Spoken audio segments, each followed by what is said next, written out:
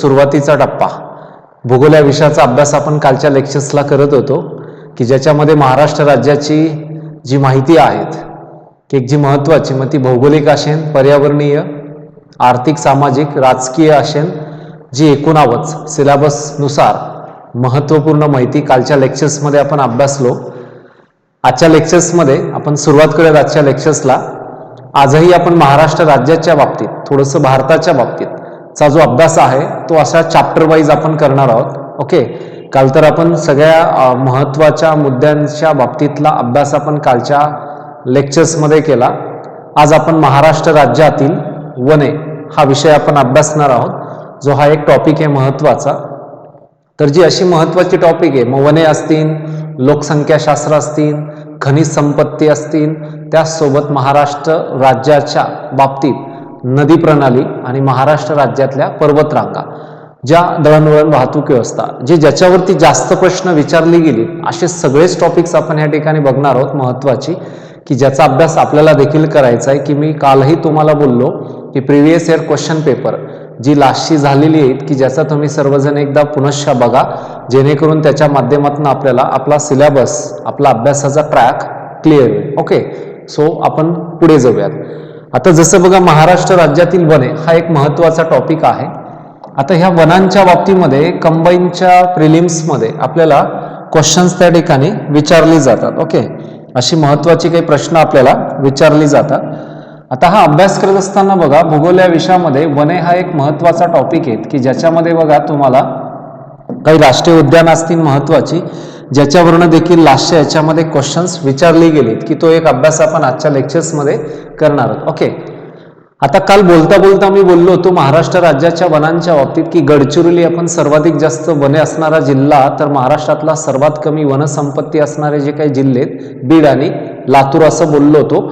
आणि महाराष्ट्र राज्याच्या वन विभागाची स्थापना आणि सामाजिक वनीकरणाविषयी मी बोललो होतो. आज आपण डिटेल्समध्ये अभ्यासूयात वनांच्या संदर्भामध्ये. ओके, वने फॉरेस्टच्या संदर्भामध्ये. आता जर बघितलं तर समवर्ती सूचीमध्ये ह्याला टाकला आहे. हा ऍक्च्युली महाराष्ट्र राज्याचं स्वतंत्र वन विभाग आहे, भारत सरकारचं स्वतंत्र वन विभाग आहे. आणि ज्याच्यानुसार वने जर बघितलं तर एक महत्त्वपूर्ण त्याच्यावरून आपल्याला नेमके काय क्वेश्चन्स विचारले जातील. बघा इथे प्रश्नचिन्ह, नेमके काय प्रश्न विचारले जातील. तर बघा, मागच्या पेपर्समध्ये जर बघितलं तर असं आलंय की सर्वाधिक जास्त वने असणारा जिल्हा, कमीचा जिल्हा, असा एक पॉइंट्स. लेटेस्टमध्ये FSI okay, forest survey of India, FSI. तर फॉरेस्ट सर्वे ऑफ इंडियाकडनं भारतातील वनांचा सर्वे केला जातो आणि त्याच्याचनुसार आपल्या महत्त्वपूर्ण भारतातील विविध राज्यांमध्ये किती वनांची टक्केवारी आहे ते एक महत्त्वाचं येतं. आणि त्याचसोबत एकूण भौगोलिक क्षेत्रापैकी महाराष्ट्र राज्यामध्ये एकूण किती वनांचा क्षेत्रफळ आहे तो एक महत्त्वाचा आहे. सो 61,000 स्क्वेअर किलोमीटर पर्यंत ते जातं. तर बघा, आज आपल्याला लक्षात घ्यायचं आहे की FSIचा जो सर्वे आहे, आता FSI नावाची जी संस्था आहे, भारतीय वन सर्वेक्षण संस्था, फॉरेस्ट सर्वे ऑफ इंडिया, तर ही संस्था आहे डेहराडून, जी उत्तराखंड या स्टेटमध्ये, कोणत्या, उत्तराखंड, डेहराडून. ओके, उत्तराखंड या स्टेट्समध्ये, तिथून त्याचा सर्वे केला जातो. तर दरवर्षाला हा सर्वे त्या ठिकाणी जसा महत्त्वपूर्ण येतोच आपल्याला की ज्या अनुषंगाने आपल्याला विविध देशातील विविध राज्यांचा सर्वे त्यामध्ये करत असते. तर आपल्या भारतामध्ये सर्वाधिक जास्त मध्य प्रदेशामध्ये काय तर फॉरेस्टचा टक्का आहे. MP हे सर्वाधिक जास्त वनसंपत्ती असणारं भारतीय राज्य आहे. त्याचसोबत नॅशनल पार्क्स, वन्यजीव अभयारण्य किंवा आपण जर इतर बघितलं महत्त्वपूर्ण त्याच्यातीलच फॉरेस्टच्या संदर्भातल्या काही वनस्पती, म्हणजे आता वने आणि त्यांचे प्रकार असा एक क्वेश्चन येतो. आता आहेच आहे वने आणि त्यांचा एक महत्त्वाचा प्रकार की ज्याच्यावरून आपल्याला हा एक क्वेश्चन महत्त्वपूर्ण विचारला जाऊ शकतो. ओके, तर याच्यानुसार अभ्यास करत असताना बघा की मुख्यत्वे आपल्याला वेगवेगळ्या भागातील जो अभ्यास आहे तर तो लक्षात ठेवायचा आहे. तर मग जसं की आता वने आपण हा टॉपिक्स इथे शिकूयात की ज्या अनुषंगाने आपल्याला महत्त्वपूर्ण माहिती आपण अभ्यासणार आहोत. ओके, क्लिअर, पुढे जाऊयात. आत्ता भारताच्या बाबतीमध्ये अभ्यास करत असताना आणि वनांच्या बाबतीमध्ये किंवा हे भारताचे जे कायदे आहेत महत्त्वाचे, हे जसं त्या ठिकाणी आपल्याला लागू होतात. ओके, कायदे फॉरेस्टच्या संदर्भात, पर्यावरणाच्या संदर्भात हे भारताच्या बाबतीत जसं संपूर्ण देशभराला लागू होतात. पण एक लक्षात घ्या की सर वनांच्यावरनं नेमके काय काय क्वेश्चन आले तर ते पहिले इनलिस्ट करूयात आणि टॉपिक वाईज पुढे सरकूयात. पहिलाच, महाराष्ट्र राज्यातील एकूण जिल्हा वाईज म्हणजेच जास्त आणि कमीचे जिल्हे आपल्याला येऊ शकतात प्रश्नांमध्ये. महाराष्ट्र राज्याचं एकूण क्षेत्रफळ आपल्याला माहिती पाहिजे आणि महाराष्ट्र राज्याच्या एकूण वनांच्या क्षेत्रफळापैकी एकूण किती टक्के व्याप्त क्षेत्रफळ महाराष्ट्राचं आहे ते एक लक्षात घ्यायचं आहे. की सरासरी जर बघितलं आपण 21 ते 22% घरामध्ये महाराष्ट्र राज्याचं एकूण वने आहेत, तर 24% घरामध्ये वरती भारताची वनसंपत्ती आहे. म्हणजे पर्सेंटेजमध्ये झालं, त्याच्यावरती क्वेश्चन्स येतात. त्यानंतर वनांचे प्रकार, वनांच्या प्रकारावरनं आपल्याला क्वेश्चन असतात, जी प्रकार आपण शिकणार आहोत महाराष्ट्र राज्यातील वनांचे प्रकार. मग त्यामध्ये उष्ण कटिबंधीय सदाहरित अरण्य, उष्ण कटिबंधीय निमसदाहरित अरण्य, ज्याला आपण इंग्लिशमध्ये त्या ठिकाणी ट्रॉपिकल सब ट्रॉपिकलचा उल्लेख करतो, म्हणजे evergreen, semi evergreen, deciduous forest और मॉन्सून फॉरेस्ट, अशी आपल्याला महत्त्वाची किंवा त्यासोबत काटेरी जी काही वृक्ष असतात त्यावरनं देखील क्वेश्चन्स विचारले जातात. म्हणजेच काय झालं, महाराष्ट्र राज्यातील वनांचे प्रकार एक. त्यानंतर इथे विचारलं जातं वनस्पती आणि त्या वनस्पतीचं महत्त्व. म्हणजे उदाहरणार्थ जर बघितलं आपण की एक साग ही स्पेसिस आहे, सागाचं झाड जर बघितलं तर सर्वाधिक जास्त त्याला काय तर व्हॅल्युएशन आहे, कारण त्याचं जर आपण टिंबर बघितलं तर त्याला सूत्रकृमी, वाळवी, निमॅटोड्स लागत नाही. तो एक मुद्दा आहे की ज्या अनुषंगाने तो एक सागाचं, ज्याला इंग्लिशमध्ये आपण टीक वूड बोलतो, टीक वूड, ओके, टीक वूड ज्याला म्हटलं जातं सागाच्या संदर्भामध्ये, टीक वूड. तर हा महत्वाचं जर बघितलं तर लाकडांचा राजा,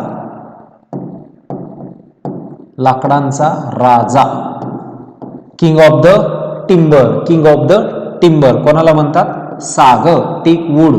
म्हणजेच वनस्पती आणि त्याचं महत्व, एखाद्या वृक्षाचं महत्व मॅच द पेअरमध्ये विचारलं जातं.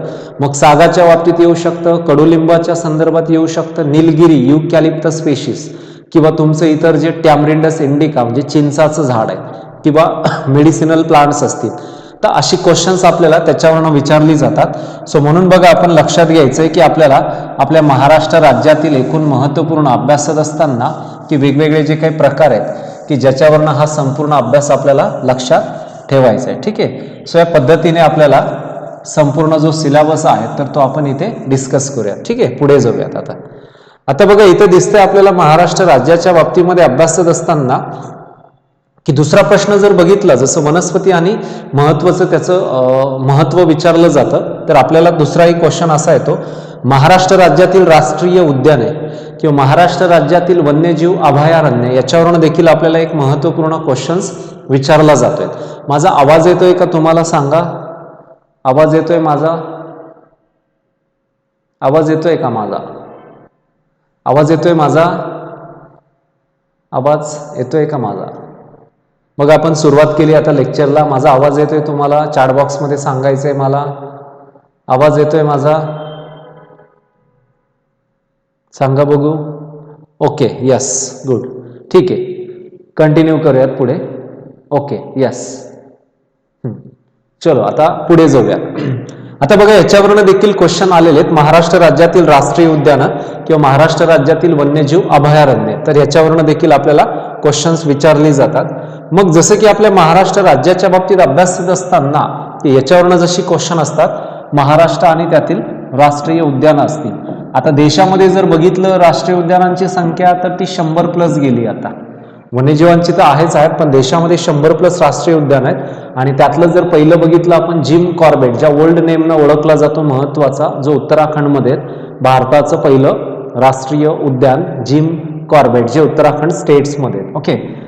आता महाराष्ट्र राज्यातील राष्ट्रीय उद्यान अभ्यासत असताना ती किती? टोटल 6, 4, 5 आणि 1, 6 अशी 6 आहेत. पहिलं जर बघितलं तर ताडोबा, जे कालही मी सांगितलं होतं तुम्हाला, चंद्रपूरमध्ये. ओके. दुसरं गुगामल, गुगामल जे आहे अमरावती, अमरावती. ओके. तिसरं जर बघितलं आपण महत्वाचं तर ते आहे पेंच, नागपूर. पेंच कुठे आहेत? नागपूर. त्यानंतर जर आपण चौथ्या क्रमांकाचं बघितलं तर ते आहे त्या ठिकाणी नवेगाव, हे गोंदियामध्ये आहेत, गोंदिया. तर बघा विदर्भामध्ये 4 आहेत. ओके. 5वं संजय गांधी राष्ट्रीय उद्यान. ओके. हे आहे बोरीवली, बोरीवलीला. ओके. त्यानंतर येतो चांदोली, चांदोली राष्ट्रीय उद्यान. हे आहे तुमचं सातारा, सांगली आणि कोकणाचा काही पार्ट येतो. तर त्याच्यामुळे आपल्या महाराष्ट्र राज्यामध्ये 1, 2, 3, 4, 5 आणि 6 ही 6 राष्ट्रीय उद्यानं कुठे आहेत? आपल्या महाराष्ट्र राज्यामध्ये आपल्याला बघायला मिळतात. म्हणून आपल्याला मॅच द पेअर मध्ये अशी काही जनरल क्वेश्चन असतात नॅशनल पार्क्स वर्ण, राष्ट्रीय उद्यानांच्या वर्ण, की जिथे ज्याचं प्रत्येकाचं वेगळं पण आहे. आता जर बघितलं ताडोबा हा व्याघ्रसाठी प्रसिद्ध आहे. कशासाठी? जसं की व्याघ्रसाठी तो प्रसिद्ध असणारा महत्वाचा आहे ताडोबा. म्हणून त्यांच्या बाबतीतलं देखील उदाहरण आपल्याला लक्षात ठेवता येईल. तर अशी किती झालीत महत्वाची? ही टोटल 6 राष्ट्रीय उद्यानं झालीत. ओके. त्याच्यावरनं काही क्वेश्चन्स आपल्याला विचारली जातात. मग जसं की इंडियन फॉरेस्ट सर्व्हिस किंवा आपण हा एक महत्वाचं की जे UPSC MPSC मार्फत ती अधिकारी भरली जातात, त्या अधिकाऱ्यांच्या मार्फत आपल्या देशाचं फॉरेस्टचं जतन, त्याचं एक संवर्धन केलं जातं. म्हणून आपल्याला प्लेन क्वेश्चन्स त्याच्यावरनं येतात. जसं मग मी इकडे तुम्हाला सांगितलं की राष्ट्रीय उद्यानांच्या वर्ण क्वेश्चन असतात, की त्याच अनुषंगाने आपण जर बघितलं की दुसरा जो प्रश्न आहे की जो आपल्याला विचारला जाऊ शकतं. आता राष्ट्रीय उद्यानांच्या वर्ण तर येतात, पण त्यानंतर आपल्याला कंबाईनच्या प्रिलिम्समध्ये दोन्ही एक्झाममध्ये जे काही क्वेश्चन असतात ती क्वेश्चन्स आपल्याला येऊ शकतात महत्त्वाच्या कायद्यांवरनं येतात. ओके. कशावरनं येतात? कायद्यांच्यावरनं आपल्याला क्वेश्चन येतात फॉरेस्टमध्ये. आता कायद्यांच्यावरनं मॅच द पेअरमध्ये देखील क्वेश्चन्स विचारले जातात. म्हणजे उदाहरणार्थ जर बघितलं तर पहिलीच सुरुवात होते आपल्या भारताच्या संदर्भामध्ये राष्ट्रीय वन महोत्सव, याची सुरुवात 1952 पासून झाली. कधी? 1952. राष्ट्रीय वन महोत्सवाची सुरुवात कधी झाली? 1952 पासून याची सुरुवात झाली. तर आपण ह्याला फॉरेस्ट एकूण त्याचं फेस्टिवल भारतामध्ये 1952 पासून सेलिब्रेशन व्हायला लागलं. कारण 1927चा भारतीय वन अधिनियम आहेच की इंग्रज काळातला, पण भारताला स्वातंत्र्य मिळाल्यानंतर 1952 पासून पहिला राष्ट्रीय वन महोत्सवाला सुरुवात झाली. दुसरा जर बघितला तर तो आहे वन्यजीव संरक्षण कायदा. संरक्षण कायदा हा आहे 1972 मधला. कोणत्या वर्षाचा आहे? 1972. कारण जगामध्ये पहिली पर्यावरण विषयक परिषद पार पडली होती स्टॉकहोम, स्वीडनला 5 जून 1972 रोजी. कारण 72 मध्ये जर जगातली पहिली पर्यावरण विषयक परिषद होते, तर आपल्याकडचा वन्यजीव संरक्षण कायदा कधी अस्तित्वात आलाय? 1972 मध्ये त्या ठिकाणी अस्तित्वात आणला. त्यानंतर टायगर प्रोजेक्ट हा 1973चा आहे. 1973 1973 मध्ये टायगर प्रोजेक्टची देखील आपल्याकडे काय झाली? महत्वाची सुरुवात झाली. तर याच्यानुसारचा अभ्यास करत असताना आपल्याला ही महत्वपूर्ण असतील टायगर प्रोजेक्ट्स वगैरे. त्यानंतर येतो महत्वाचं टायगर प्रोजेक्ट नंतर जर तिसरं बघितलं म्हणजे 1973 मध्ये व्याघ्र प्रकल्पाला सुरुवात झाली. ओके. त्यानंतर येतं 1980 मध्ये वन संवर्धन कायदा आहेत. वन संवर्धन कायदा 1980 साली. 1980 वन संवर्धन कायदा. पण त्याच्या आधीचं जर बघितलं तर आपण 1972 मध्ये काय तर वन्यजीवांना संरक्षण मिळावं या दृष्टिकोनातून आपल्या भारत सरकारनं 1972 वन्यजीव संरक्षण कायदा अस्तित्वात आणला आणि त्याच अनुषंगानं 1980 मध्ये वनांचं संरक्षण केलं जावं. कारण आज जर बघितलं आपण एवढं जे काही फॉरेस्ट आहे, डेन्स फॉरेस्ट, ओपन फॉरेस्ट, आपण त्यांची नावं घेतो, अति घनदाट अरण्य आणि विरळ, तर यांचं जतन केलं जावं. कारण जर आपण यांचं जतन नाही झालं तर आपल्याला मिळणारं जे काही महत्त्वपूर्ण त्याच्यापासूनच असणाऱ्या ज्या काही गोष्टी म्हणजे उदाहरणार्थ कोणकोणत्या, ज्यापासून आपल्याला लाकूड ॲज अ टिंबर मिळतं, औषधी घटक मिळतात, त्याचसोबत आपल्याला ऑक्सिजनचा चांगला पुरवठा होतो, कंदमुळं मिळतात, फळं मिळतात, आणि इतर मेडिसिनल पर्पज ज्या फॉरेस्टपासनं आहेत, तर एवढं महत्त्व आपल्याला फॉरेस्टपासनं आहेत. म्हणून या वनांचं संवर्धन व्हावं या दृष्टिकोनातनं भारत सरकारनं 1980 मध्ये वन संवर्धन कायदा अस्तित्वात आणला आहे. त्यानंतर 1986 पर्यावरण संवर्धन कायदा. कोणता कायदा आहे? पर्यावरण संवर्धन कायदा. कधीचा? 1986 मधला आहे. म्हणजे आपण बोलतो ना की पृथ्वीच्या बॅलन्सिंगसाठी 33% वनांची आवश्यकता आहे, ते नाही आहेत. कारण भारताचं 24+% घरात आहे, महाराष्ट्र राज्याचं 21-22% घरामध्ये. म्हणजे पृथ्वीचं एकूण बॅलन्सिंगसाठी 33% वनांची आवश्यकता असते, पण ते मात्र नाही आहे. त्याच्यामुळे आपण बघा हे मात्र लक्षात ठेवायचं आहे. पुढे जाऊयात. 5 नंबर 1988 वन धोरण राबवलं गेलं भारतामध्ये. 1988ला काय झालं?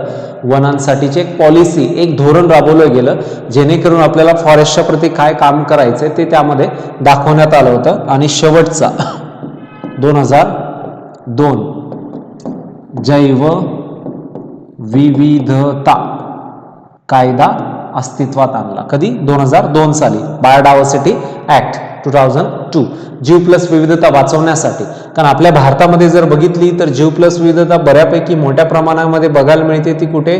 पश्चिम घाटामध्ये, सह्याद्रीच्या बाबतीमध्ये. कारण हा सह्याद्रीचा जर भाग बघितला तर हा पूर्ण कशानं व्यापलेला आहे? जीव प्लस विविधतेने. पश्चिम घाट. कारण बघा पश्चिम घाटालाच 2012 मध्ये काय करण्यात आलं होतं महत्वपूर्ण, की वर्ल्ड हेरिटेज साईटचा दर्जा बहाल केला आहे. आणि म्हणून बघा की आपल्या पश्चिम घाट सह्याद्रीच्या भागामध्ये भरपूर पाऊस होतो, वरच्या थोड्याफार सातपुड्याच्या भागामध्ये. म्हणून इकडे जीव प्लस विविधता आहेच आहे. पण सर्वाधिक जास्त जर बघायचं झालं तर त्या भागामध्ये वन्यजीव अभयारण्य, राष्ट्रीय उद्यान आणि त्याचसोबत वेगवेगळ्या प्रकारच्या वनस्पती देखील सर्वाधिक जास्त ह्या भागामध्ये आहेत. म्हणून आपल्याला ही सगळी कायदे काय तर त्या ठिकाणी लक्षात असू द्यायची. ठीक आहे, पुढे जाऊयात. आता आपल्याला जनरली एक क्वेश्चन असतो की तो महत्वपूर्ण. आता वने आणि वन्यजीव, आता प्रत्येक सजीवाचं काय तर फूड चेन, अन्न साखळीचं काय महत्वाचं हे घटक आहेत वनांच्या संदर्भामध्ये. तर एक क्वेश्चन आपल्याला विचारला जाऊ शकतो बघा, की आपल्या महाराष्ट्र राज्याच्या वन विभागाची स्थापना कधी झाली? महाराष्ट्र वन विभाग स्थापना झाली 1974 मध्ये. 1974 महाराष्ट्र वन खात्याची स्थापना कधी झाली? 1974 मध्ये झाली. तर बघा शब्द वापरलाय त्या ठिकाणी, त्याचं घोषवाक्य वृक्षवल्ली आम्हा सोयरे वनचरे. वृक्षवल्ली आम्हा सोयरे वनचरे. तर याच्यानुसारच आपल्याला हे माहिती पाहिजे महाराष्ट्र वन विभाग. आता बघा महाराष्ट्र वन विभागाची स्थापना 1974 मध्ये करण्यात आली. तर तो एक महत्वाचा पॉइंट आहे. पण जनरली आपल्याला डेजवरनं, म्हणजेच त्या ठिकाणी क्वेश्चन आयोग कशावरनं विचारतं? डेजवरनं, दिवस. आता बघा 5 जून हा आहे 5 जून जागतिक पर्यावरण दिवस. जागतिक पर्यावरण दिन म्हणून हा दिवस साजरा केला जातो 5 जून. 16 सप्टेंबर ओझोन डे. ओझोन डेच्या संदर्भात आहे. कोणता डे हा? ओझोन दिवस. ओके, तर ओझोन डे 16 सप्टेंबर 1987 ला मॉन्ट्रियल प्रोटोकॉल म्हणून ओझोन डे सेलिब्रेट होतो त्या वर्षी 16 सप्टेंबरला.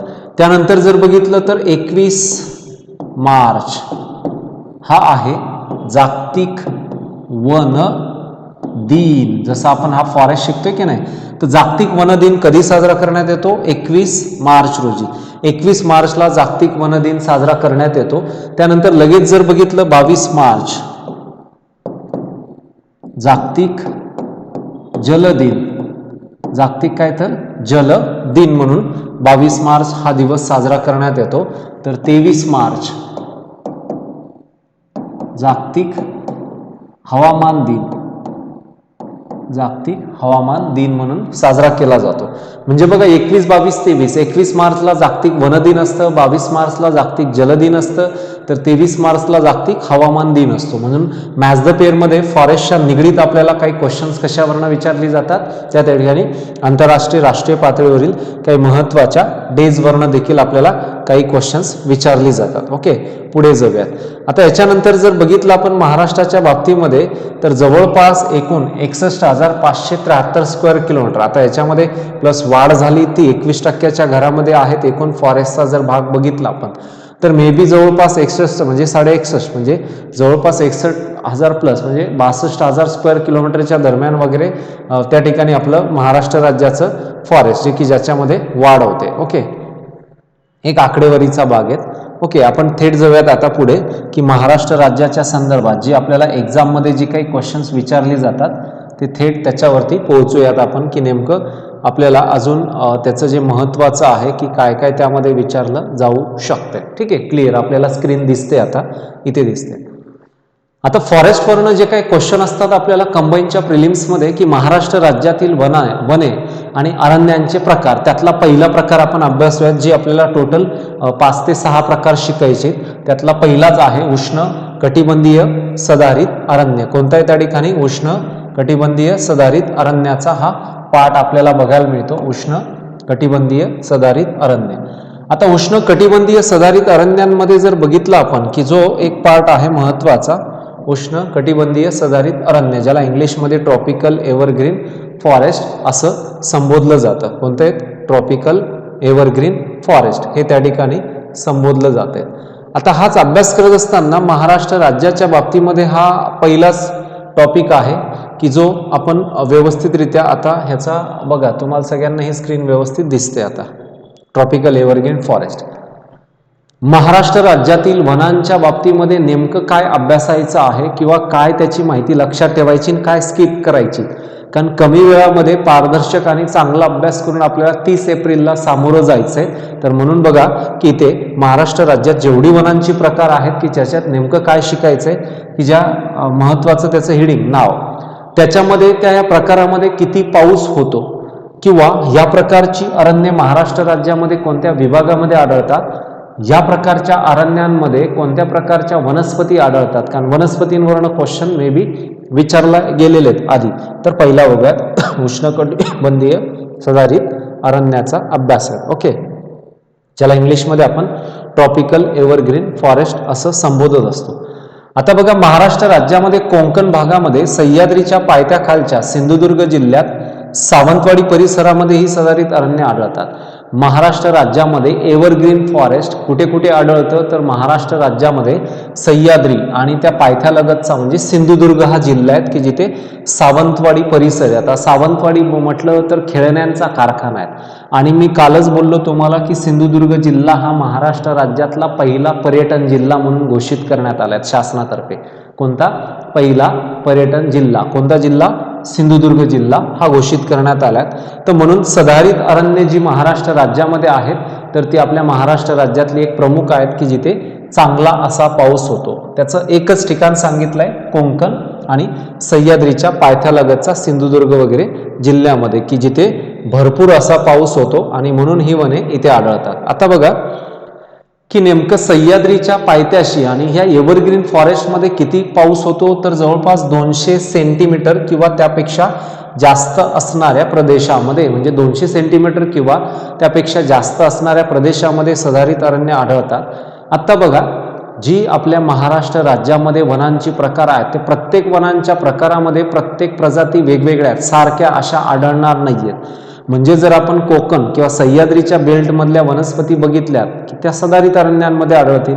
हेच तुम्हाला पठारी प्रदेशावरती जर गेलो आपण कुठे मराठवाड्यातली काय विदर्भातली काय तर तिथे तुम्हाला शुष्क आणि काटेरी अरण्य बघावयास मिळतात कारण त्या भागामध्ये पाऊस कमी होतो. तर इथे बघा सदाहरितमध्ये 200 सेंटीमीटर किंवा त्यापेक्षा जास्त असणाऱ्या प्रदेशामध्ये. आता जिथे 200 सेंटीमीटर किंवा त्यापेक्षा जास्त असा पाऊस होतो आणि त्यांनी सदाहरित अरण्याचा एरिया कोणता सांगितलाय की कोकणाचा आणि सह्याद्री आणि पायथ्यालगतचा भाग किंवा सिंधुदुर्ग वगैरे परिसरामध्ये. तर म्हणून बघा आपल्या कोकणामध्ये महाराष्ट्र राज्याच्या जमिनीच्या प्रकारामध्येही जर गेलो आपण तर तिथे बघा जांभा मृदेचा भाग उष्ण कटिबंधीय सदाहरित अरण्य पावयास मिळतात. आता जांभी मृदा जर बघितली तर आपल्या महाराष्ट्र राज्यामध्ये ती कुठे आढळते? कोकणामध्ये.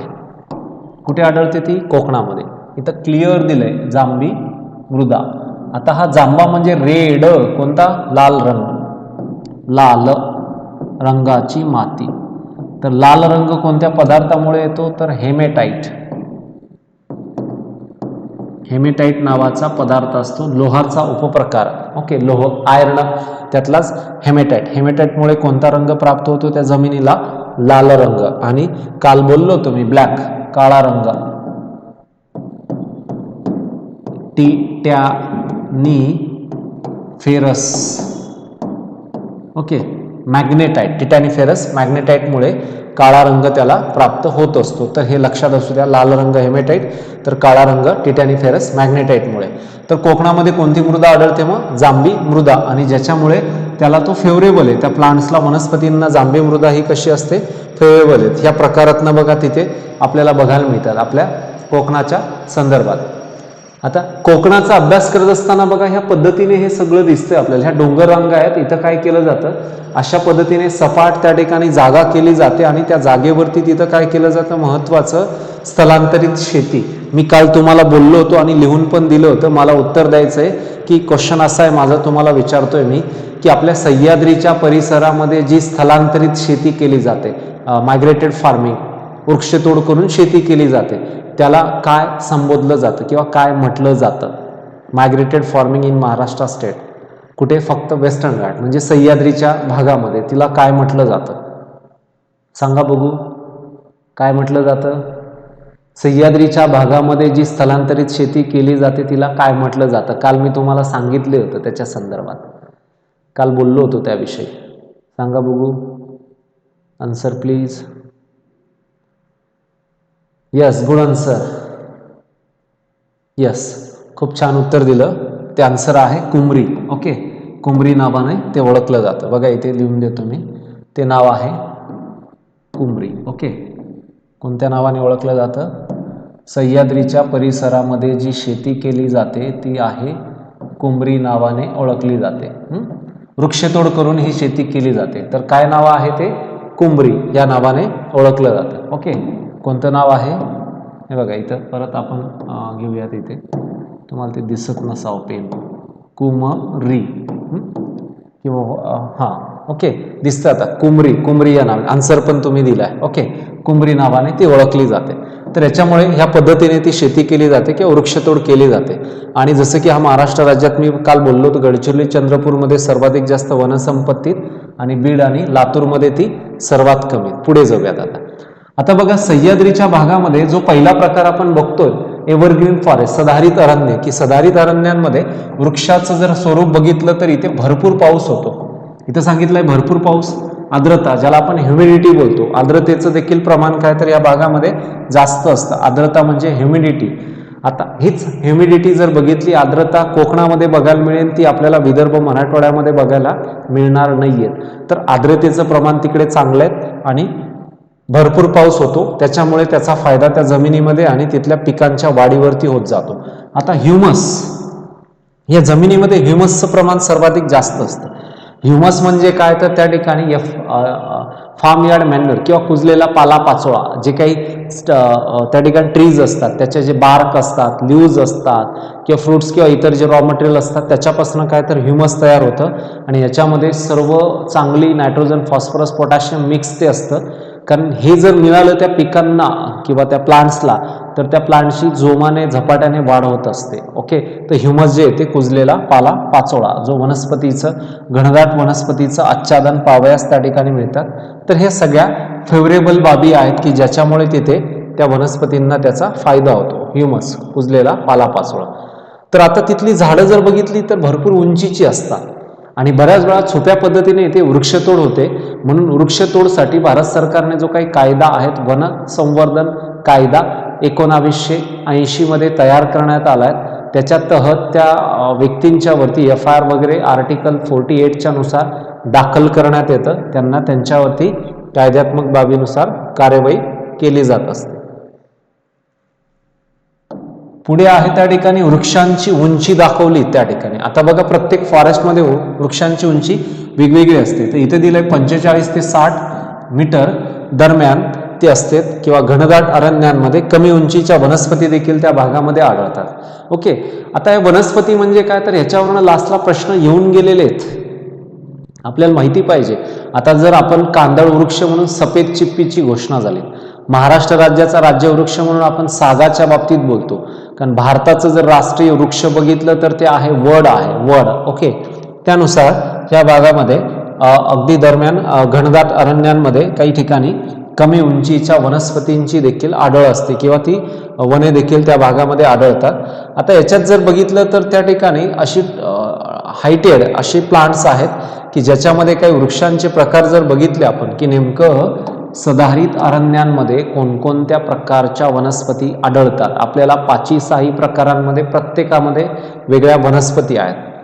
नागचंपा, पांढरा, सिडार, फणस, कोकणातलं तर आहेच आहे, कावसी, जांभूळ आणि त्यानंतर आंबा, देवगड, हापूस, ही सगळी जी काही वृक्ष आहेत ती सदाहरित अरण्यांमध्ये काय तर इथं दिलंय आपल्याला. सदाहरित अरण्यांमधील खालीलपैकी वृक्ष कोणती आढळतात, तर नाव आहे नागचंपा, पांढरा, सिडार, फणस, कावसी, जांभूळ आणि आंबा.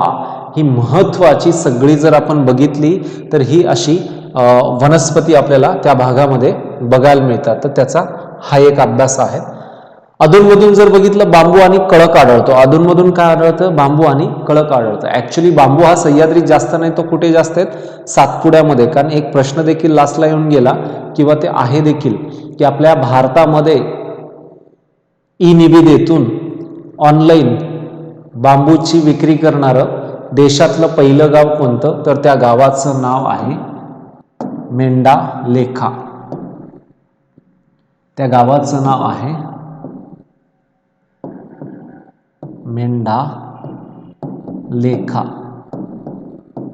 ई-निविदेतून ऑनलाईन बांबूची विक्री करणारं देशातलं पहिलं गाव मेंढालेखा.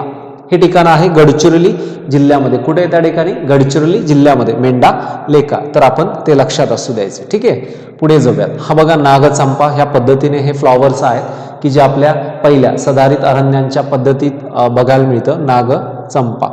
दुसरा आहे पांढरा स्पेसिस, या पद्धतीने फ्लॉवर्स. तिसरं आहे सिडार, ह्याचं टिंबर वगैरे लाकडाचा यूज होतो.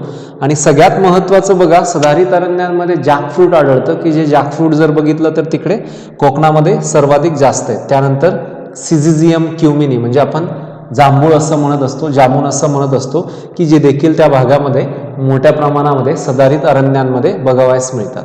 आणि त्यानंतर मँगो. आता एकदा कंबाईनला आणि राज्यसेवेला देखील क्वेश्चन येऊन गेला आहे.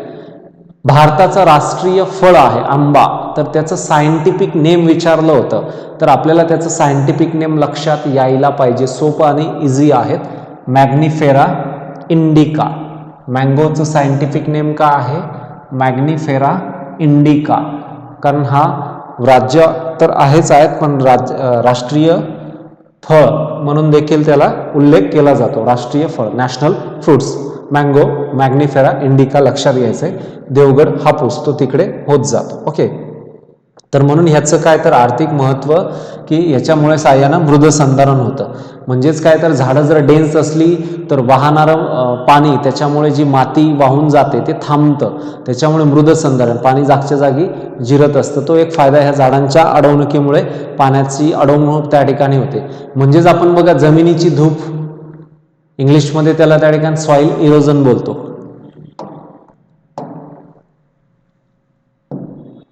जमिनीची धूप जी होते त्याचे 2 रिझन्स आहेत. पहिला आहे वारा आणि दुसरा आहे पाऊस. जमिनीची धूप सर्वाधिक जास्त कशामुळे होते, वारा, wind, one place to another place, म्हणजे ती पार्टिकल्स वाहून नेली जाऊ शकतात किंवा पाण्याद्वारे माती खणली जाऊ शकते. तर त्याच्यामुळे मृदसंधारण ही प्रक्रिया त्या भागात चांगली. आणि भूमिगत पाण्याची पातळी वाढते. आणि सर्वात महत्त्वाचं म्हणजे मूळ वनस्पती तोडल्यानंतर त्या ठिकाणी त्याच प्रकारच्या वनस्पतींची निर्मिती होत नाही. हा देखील एक फटका बोलतो आणि बसतो. म्हणूनच त्या ठिकाणी वेळोवेळी सामाजिक वनीकरण हा जो काही एक प्रकल्प आहे 1981-82ला सुरू झाला, त्याच्या अंतर्गत राज्य सरकार पडित जमिनींवरती, शासकीय जमिनींवरती काय करत असतात, मोठ्या प्रमाणामध्ये वृक्ष लागवड करत असते. ठीक आहे, तर इम्पॉर्टन्स आहे ॲज अ टिंबर फ्युएल आणि इंडस्ट्री बेस त्या ठिकाणी हा लाकूड वापरला जातो. पुढे जाऊया. दुसरा प्रकार आहे. आता दुसरा जर बघितला आपल्या महाराष्ट्र राज्याच्या संदर्भातला तर तो आहे उष्ण कटिबंधीय निमसदाहरित अरण्य. जसा पहिल्यामध्ये आपण पावसाचं प्रमाण बघितलं तर दुसऱ्यामध्ये तो चेंज होईल. पहिल्यामध्ये जी नागचंपा, सिडार, फणस, कावसी, जांभूळ जी नावं बघितली तर दुसऱ्यामध्ये ती चेंज होऊन जातील आणि एरिया देखील दुसऱ्याचा बदलेल. तर उष्ण कटिबंधीय निमसदाहरित अरण्य. ओके.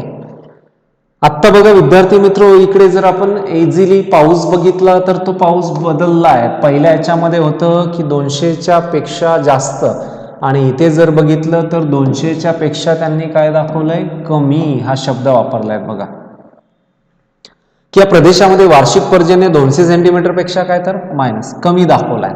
असणाऱ्या प्रदेशामध्ये निमसदाहरित जी अरण्य आहेत ती त्या ठिकाणी ह्या भागामध्ये आढळतात. तर कमी असा पाऊस होतो.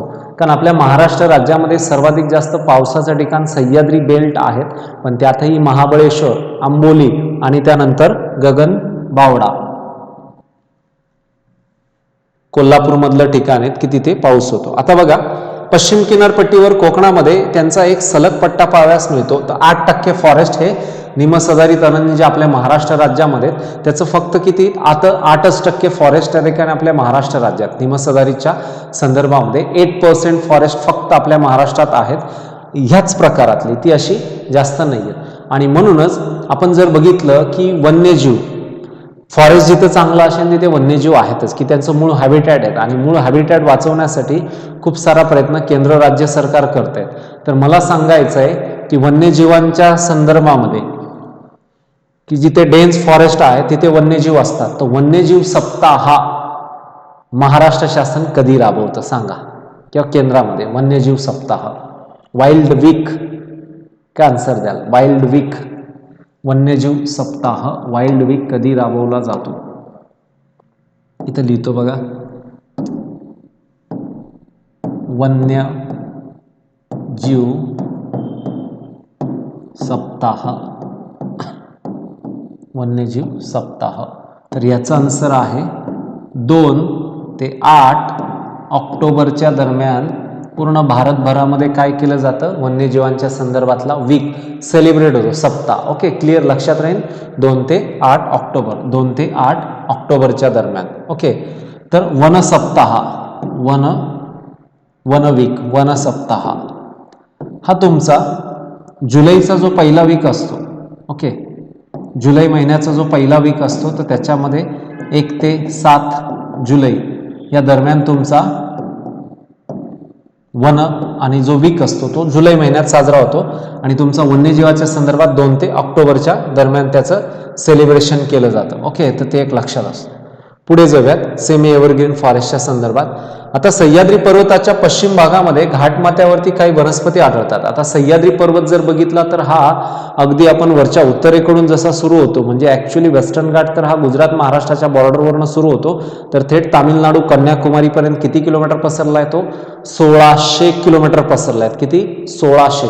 महाराष्ट्रात तो 600+ आहे. तर इथे निमसदाहरित अरण्यांमध्ये सह्याद्री पर्वताच्या पश्चिम भागात घाटमाथ्यावरती देखील काही वनस्पती आढळतात. विशेषतः बघा आंबोली हे सर्वात जास्त पावसाचं ठिकाण आहे. त्याचसोबत लोणावळा पुणे जिल्ह्यातलं हे देखील एक चांगलं पावसाचं ठिकाण आहे. इगतपुरी हे नाशिक जिल्ह्यातलं आहेत की हा परिसर जर बघितला तर निमसदाहरित अरण्यांचा आहे आणि याला घाटमाथा असा उंचावरचा प्रदेश आहे की जिथे भरपूर पाऊस होतो. ही सगळी अशी भरपूर पाऊस होणारी ठिकाणं. ऍक्च्युली आंबोली तर रेकॉर्ड करतो पावसाच्या संदर्भामध्ये. ओके, ही सगळीच अशी ठिकाणं आहेत की ह्या भागामध्ये पश्चिम भागाच्या घाटमाथ्यावरती अशा वनस्पती आढळतात की जिथे भरपूर असा त्या ठिकाणी पाऊस होतो. आता स्वरूप बघत वृक्षाचं. उष्ण कटिबंधीय निमसदाहरित अरण्यांमध्ये आढळणारे जे वृक्ष असतात ती अगदी जर बघितलं मगाच्या अरण्यांपेक्षा कमी उंचीची. लाशी बघितली, सिडार, फणस, कावसी, जांभूळ वगैरे बघितली तर ती जास्त उंचीची आहेत आणि इथे कमी उंचीची आहेत. तर वृक्षांची पाने गळण्याचा हंगाम हा वेगवेगळा असतो. आपण बोलतो ना बहार येणं, वेगवेगळ्या बहाराचा अभ्यास करताना किंवा त्याच्या संदर्भामध्ये वेगवेगळ्या प्रकाराचा आणि पाने गळण्याचा हंगाम वगैरे त्याद्वारे. तर यामुळे वर्षभरामध्ये सर्वसाधारण स्वरूपात हिरव्यागार वनस्पती त्या भागामध्ये आपल्याला बघायला मिळतात. तर हिरव्यागार वनस्पतीत पण एक आहे मात्र कमी उंचीचे त्या ठिकाणी झाडं बघायला मिळतात. आता मगाच्या याच्यामध्ये जर बघितलं तर आपण वेगळ्या प्रकारचं काय होतं त्या ठिकाणी वनस्पतींची नावं होती. आता इथं असं असतं की तुमच्या प्रत्येक फॉरेस्टच्या प्रकारामध्ये वनस्पती बदलतात. तर पहिल्यामध्ये ज्या होत्या त्या दुसऱ्यामध्ये नाही आहेत, पहिल्यामध्ये जे होतं ते दुसऱ्यात नाही आहेत. तर बघा इथे किंडल, दुसरं रानफणस, तिसरं नारळ, चौथं कदम, सिसम, बिवळा वगैरे जे वृक्ष आहेत ते आहेत. तर अधूनमधून बांबूचे वने कमी प्रमाणात, जो बांबू हा सातपुड्यामध्ये जास्त आहे. आता किंडल वगैरे, रानफणस, नारळ, कदम, आता ही सगळी जर नावं बघितली तर काहींचं महत्त्व मेडिसिनल पर्पज आहे, तर काहींचं महत्त्व जर बघितलं ॲज अ फळ, ॲज अ टिंबर म्हणून आहेत. लास्टला एकदा NTSCनं प्रश्न विचारला होता बघा, आपण बघा वोटिंग करायला जातो इलेक्शन्समध्ये, तर त्यावेळेस आपल्याला बघा ती शाही लावली जाते बोटावरती. तर ती शाही म्हैसूरची एक कंपनी आहे ती बनवत असते, पण त्याच्यासाठी कोणत्या फळाचा वापर करतात किंवा कोणत्या वनस्पतीचा वापर करतात असा प्रश्न एक विचारला गेला फॉरेस्टमधला. तर तुमचं उत्तर काय सांगा चॅटबॉक्समध्ये. चॅटबॉक्समध्ये मला सांगायचंय, प्रयत्न करा, चुकलं तरी चालेल. की आपण इलेक्शन वोटिंग करायला जातो त्यावेळेस बघा बोटावरती शाही लावली जाते, तर ती शाही कोणत्या अशा महत्त्वाच्या वनस्पतीपासून तयार केली जाते किंवा फळापासून. तर त्याचं उत्तर काय द्याल तुम्ही सांगा, प्रयत्न करा, चुकलं तरी चालेल. सांगा बघू, काय प्रयत्न करून बघा, चुकलं तरी चालेल.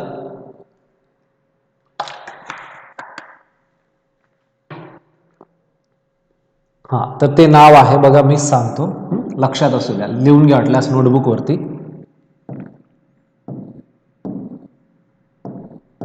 बिब्बा. बिब्बा नावाचं फळ असतं. भिलावा मराठीत भिलाव. बिब्बा सुपारी एवढंच असतं बघा, ते फोडल्यावर ते ब्लॅकिश श्राव निघतं त्यातनं, तर तो बिब्बा सुपारी एवढाच असतो. तर हा एक फळ किंवा ही वनस्पती वापरली जाते निवडणुकीवरती. निवडणुकीत आपण वोटिंग करायला जातो तर त्यावेळेस ती शाही त्याची वापरली जात असते, तर बिब्बा आहे. तर म्हणून बघा प्रत्येकाचं वेगवेगळं. आता नारळात आपण कल्पवृक्ष म्हणत असतो, ही सगळीच वेगवेगळी नाव आहेत त्याच्याद्वारे. ओके, आर्थिक महत्व. निमसदारित अरण्यातील वृक्षांचा आर्थिकदृष्ट्या बराच उपयोग होतो, जो काही मेडिसिनल पर्पज आहे, काय ॲज अ टिंबर लाकूड म्हणून आहे, तर असा वेगवेगळा पर्पज आपल्याला या सगळ्या वनांच्या संदर्भात आहेत. बघा इथं किंडल समुद्र सानिध्यात, दलदलीय प्रदेशातील किंडल ही वनस्पती असते, म्हणजे पाण्याच्या संदर्भातली ती आहेत.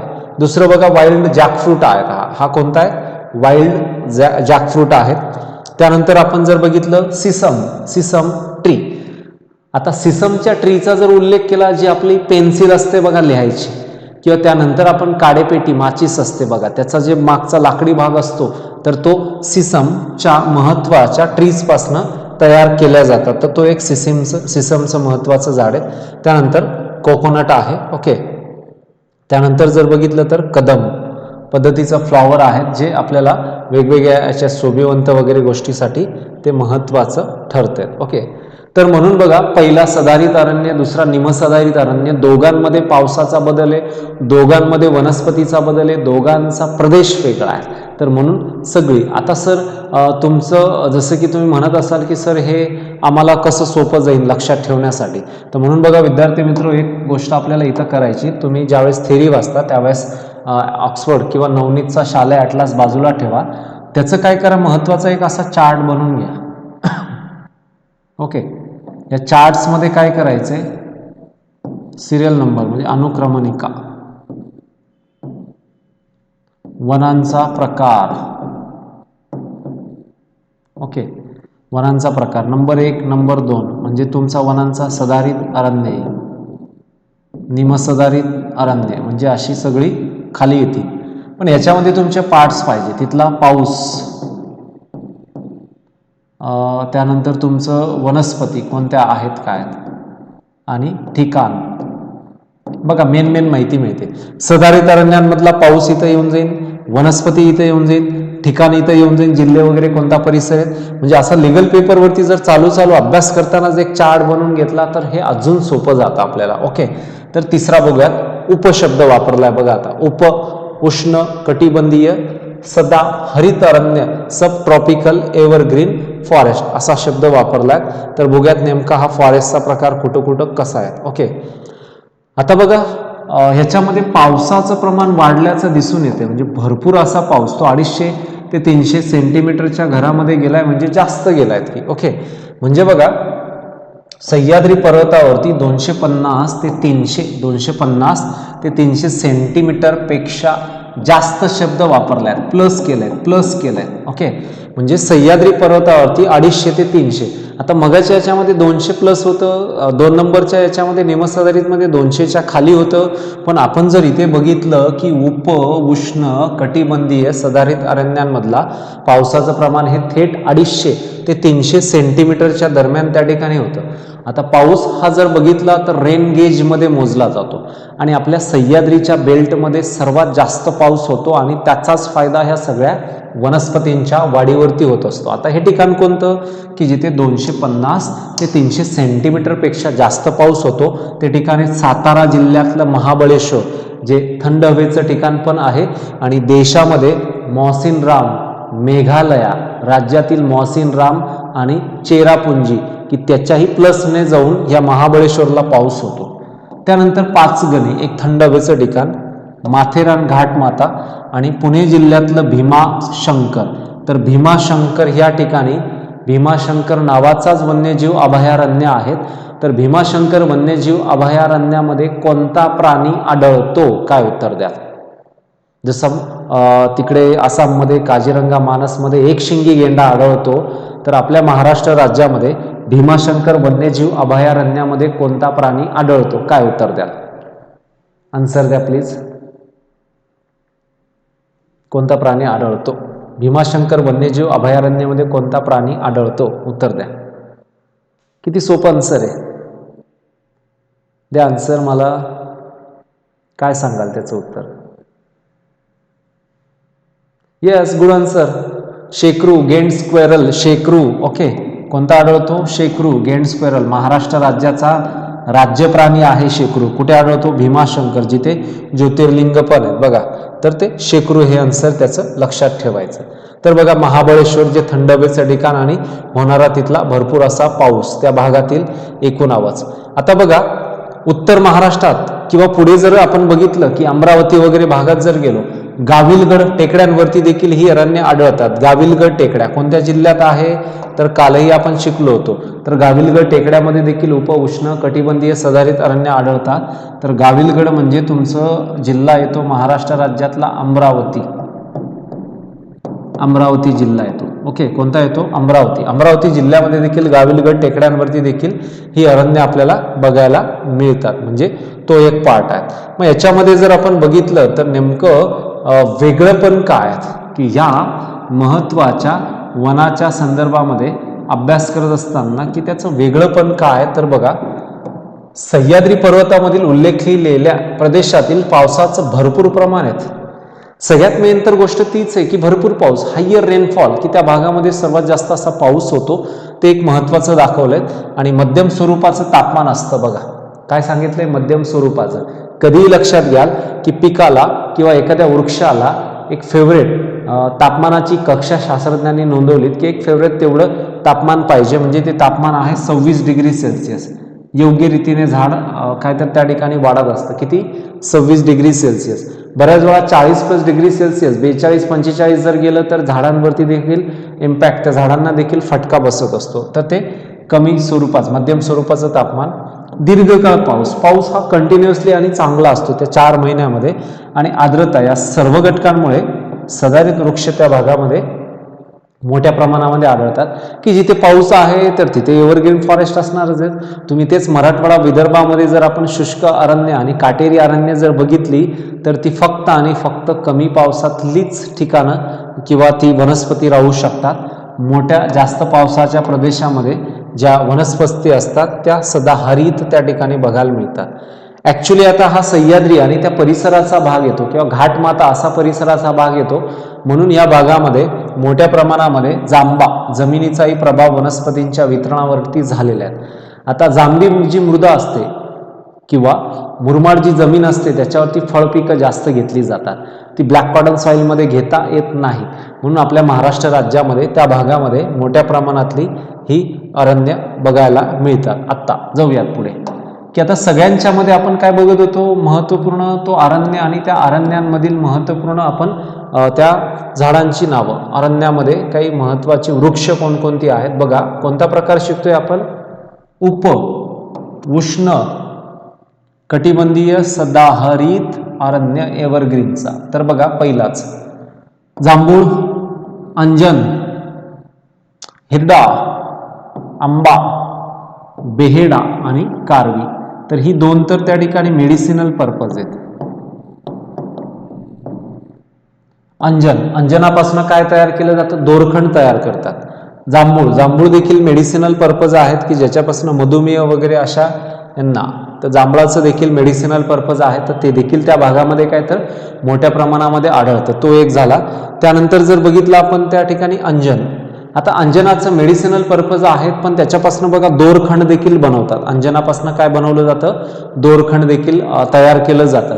म्हणजेच आपल्या सह्याद्रीच्या बेल्टमध्ये अशी काही वृक्ष आहेत की ज्या प्रत्येक वृक्षाचं वेगळंपण आहेत, आणि म्हणून एक्झाममध्ये आपल्याला वृक्षांची नावं आणि त्यांचं मॅच दी पेअरमध्ये ठिकाण किंवा ते वृक्ष त्याचं महत्त्व विचारलं जातं.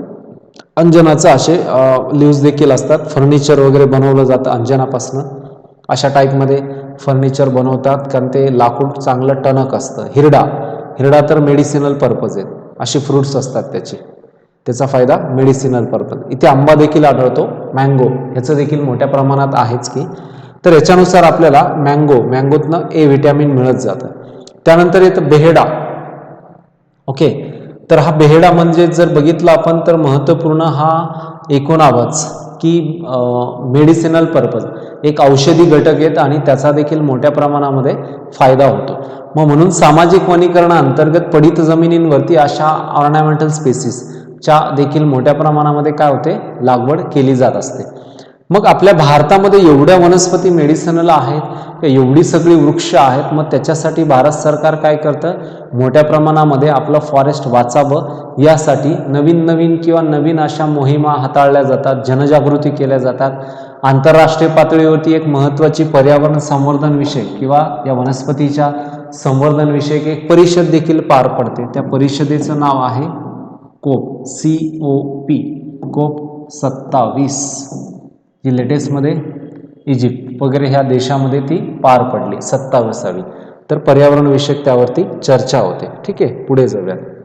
बेहेडा, fruit parts use in a body, painful parts, beneficial for hair आणि थ्रॉट अँड आईजसाठी, डोळ्यांच्यासाठी. कशाचं, बेहेडा जे फ्रूट्स आहेत की त्याचा वापर त्यामध्ये केला जात असतो. तर मेडिसिनल पर्पज असणारी ती वनस्पती बेहेडा, हे फ्रूट्स असतात त्याचे. ठीक आहे, या पद्धतीने त्याचा एक फायदा आपल्याला बघायला मिळतो. तर आर्थिक महत्त्व आहेत मेडिसिन्स, हनी मधुमक्षिका पालन, फ्रूट्स आणि फ्लॉवर. आता इथं हनी आलंय, मधुमक्षिका पालन आलंय. आता याच्यामुळे पॉलिनेशन प्रोसेस होते. कशी पॉलिनेशन, परागीभवन. तर एक लक्षात घ्या, आपल्याला बऱ्याच वेळा फॉरेस्टमध्ये काही ठिकाणं नावं विचारली जाऊ शकतात.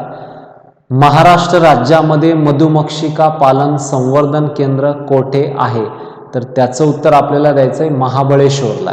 मधुमक्षिका पालन सेंटर, हनीबीचं एक महत्त्वाचं सेंटर आहे महाबळेश्वर, जिल्हा सातारा या ठिकाणी सांगितलं जातं. ओके, तर हिरडा वृक्षाचं लाकूड चांगलं एक मजबूत असतं, अशाच तऱ्हेने त्या वृक्षाचा उपयोग केला जातो. तर मधुमक्षिका पालन हा एक महत्त्वाचा उद्योगधंदा किंवा हा व्यवसाय जर बघितला तर तो कुठे असतो, त्या भागामध्ये आपल्याला बघायला मिळते. पॉलिनेशन प्रोसेस होते.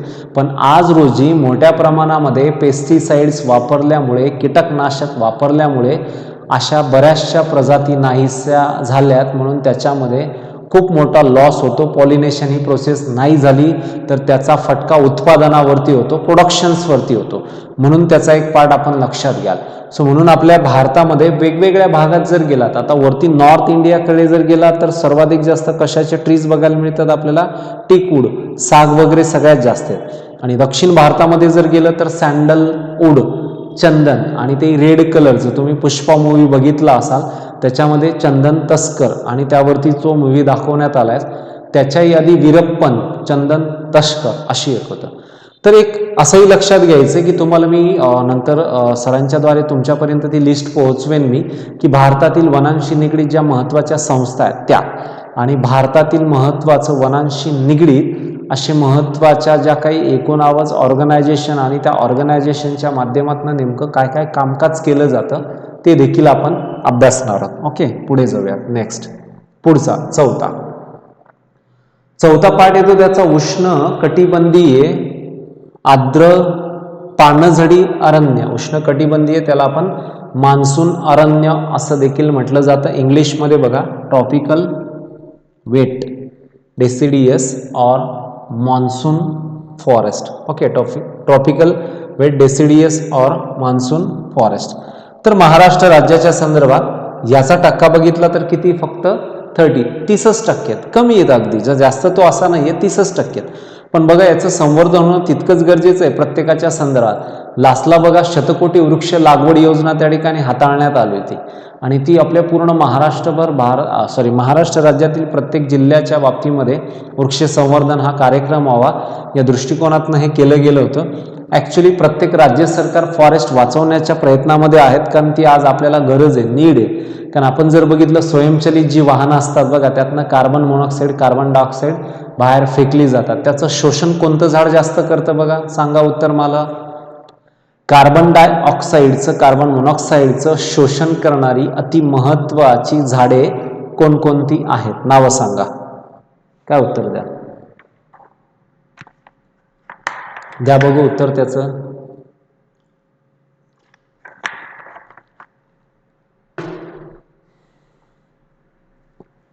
स्वयंचलित वाहनं कार्बन डायऑक्साईड कार्बन मोनॉक्साईडचं शोषण करतात अशी झाडं कोणती, तर ती नावं जर आपण बघितली तर बघा इथे मी इनलिस्ट करतो. पहिलं नाव आहे स्वयंचलित वाहनं आणि त्या संदर्भात पहिलं जर बघितलं तर ते आहे कडुलिंबाचं झाड. रस्त्याच्या दुतर्फा लावतात बघा कडुलिंब, अजाडाक्टा इंडिका. दुसरं वड, तिसरं पिंपळ. ही झाडं जर बघितली तर ही सर्वाधिक जास्त काय करतात, महत्वाचं कार्बन डायऑक्साईडचं शोषण आणि ऑक्सिजनचा पुरवठा करतात. कडुलिंब तर झाडं असतंच रस्त्याच्या दुतर्फा, वडाचं देखील झाड असतं आणि पिंपळाचं देखील असतं. तर ह्या माध्यमातून आपल्याला ही सगळी नावं लक्षात ठेवायची जेणेकरून त्याचा आपल्याला जास्तीत जास्त फायदा होतो. किती टक्के असतं ते महाराष्ट्र राज्यात, 30%. या पद्धतीने हे चित्र आपल्याला बघायला मिळेल. इंडियन डेसिडियस और मान्सून फॉरेस्ट. पुढे जाऊया. आत्ता बघा आपण सरकतोय सह्याद्रीकडनं पूर्वेकडे विदर्भाकडे सरकतोय. म्हणजे महाराष्ट्र राज्यातील जो काही एक बेल्ट आहे, भरपूर पाऊस असा एक होतो सह्याद्रीच्या भागामध्ये. आता गडचिरोली वगैरे भागात देखील पाऊस होतो, पण तो सह्याद्री इतपत नव्हे.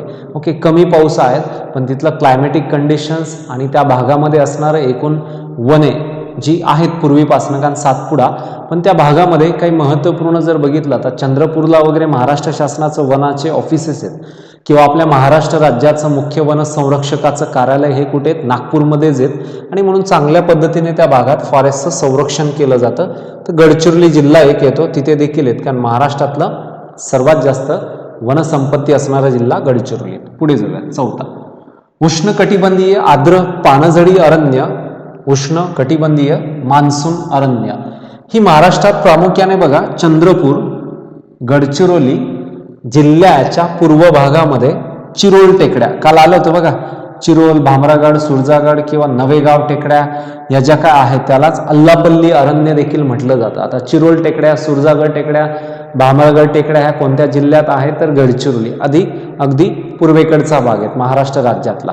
आणि जिथून पुढे छत्तीसगडची बॉर्डर होते हा नक्षलग्रस्त विभाग आहेत मोठ्या प्रमाणात आणि एक फॉरेस्टमय पूर्ण परिसर आहेत. कारण बघा एक महाराष्ट्र, छत्तीसगड आणि मध्य प्रदेश ही 3 राज्ये जर बघितली, महाराष्ट्र राज्यातली टॉप मधली राज्य आहेत की जिथे सर्वात जास्त फॉरेस्ट आहेत.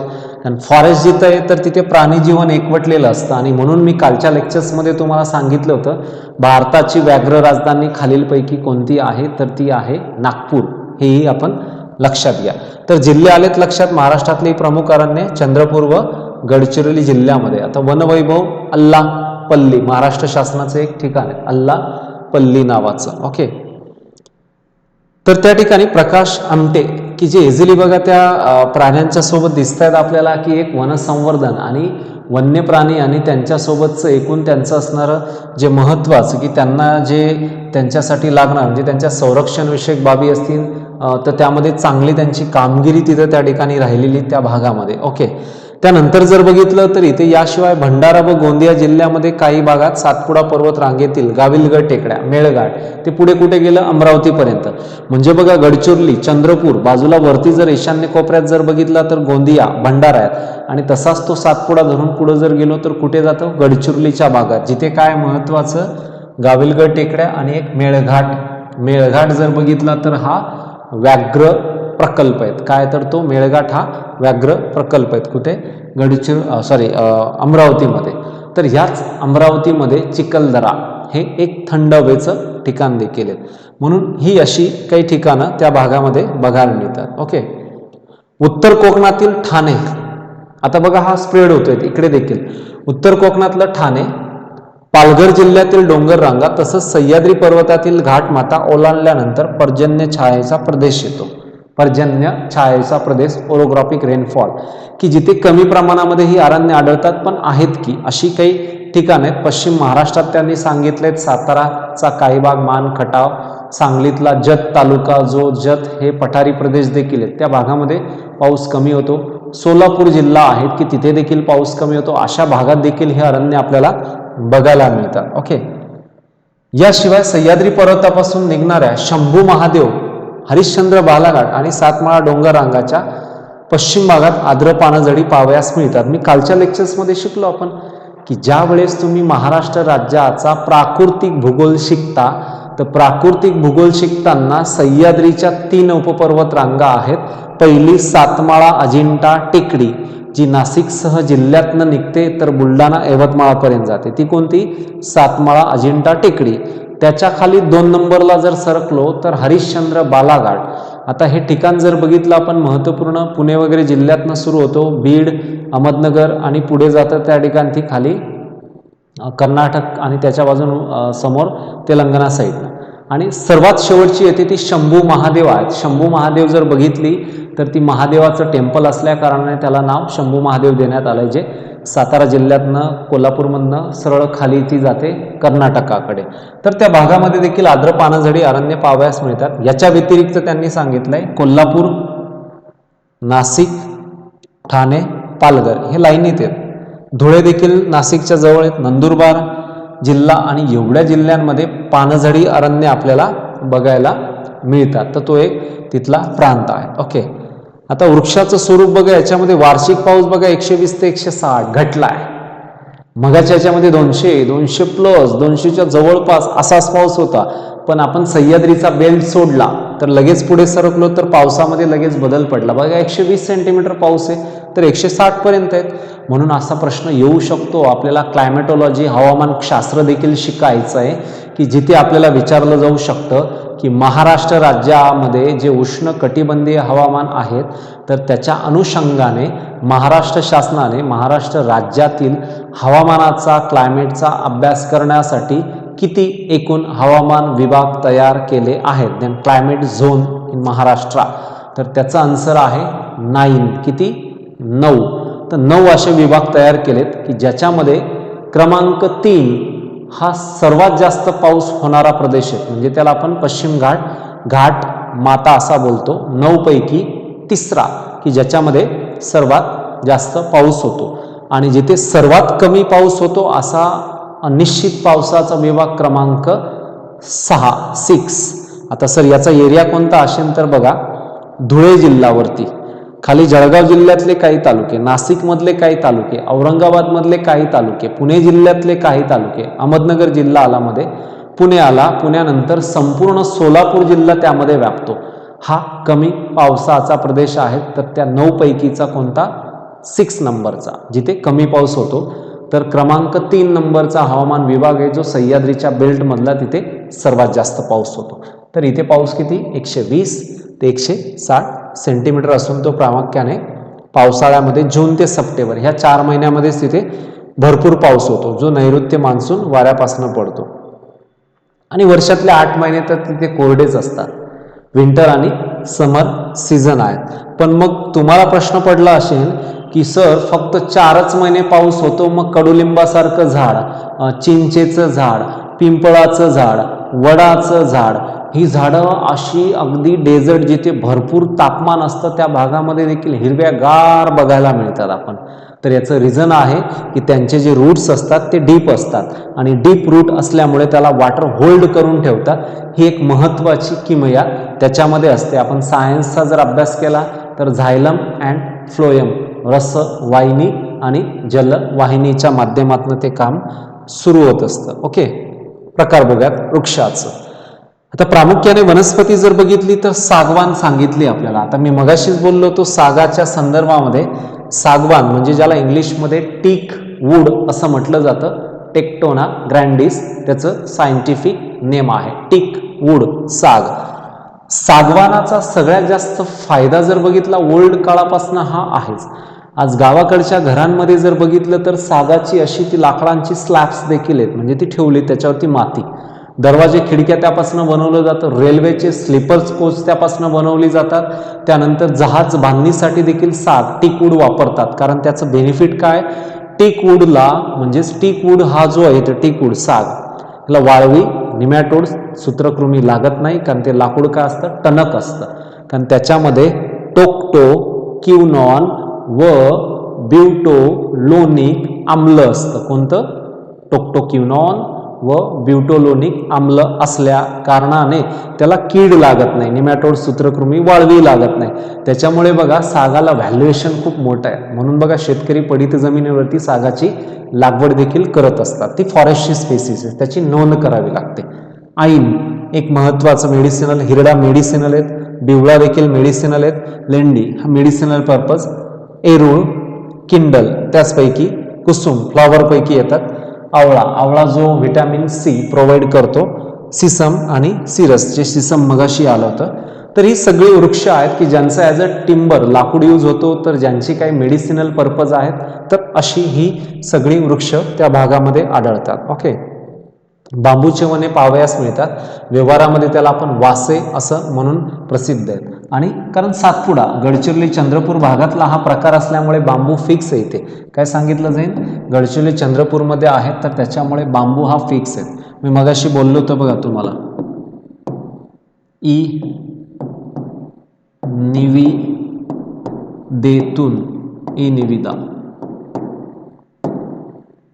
बांबूची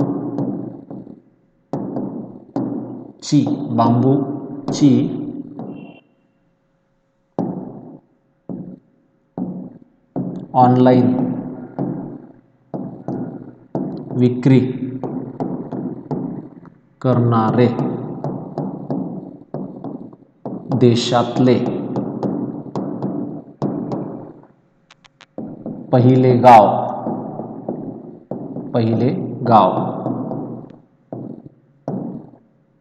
मेंढालेखा. हे कुठे आहे, गडचिरोली. कुठे, गडचिरोलीमध्ये. कोणतं गाव आहे हे, मेंढालेखा.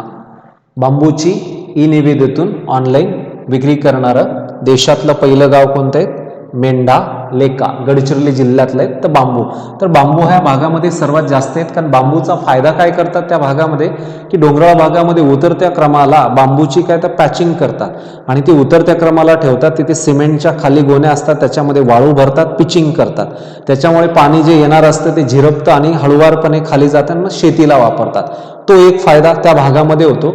म्हणून आपल्या नोट डाऊनमध्ये एक पॉईंट नोट डाऊन करून ठेवा की सर्वात जास्त म्हणजे गोंदिया भंडारामध्ये हा महत्त्वाचा तळी तलावांचा जिल्हा आहे. तर विदर्भ म्हणजे पूर्व विदर्भामध्ये शेतीला म्हणजे गोंदिया, भंडारा वगैरे काही भागामध्ये शेतीला पाणी पुरवठा करण्याच्या पद्धतीला काय म्हटलं जातं, मालगुजारी पद्धत असते. मालगुजारी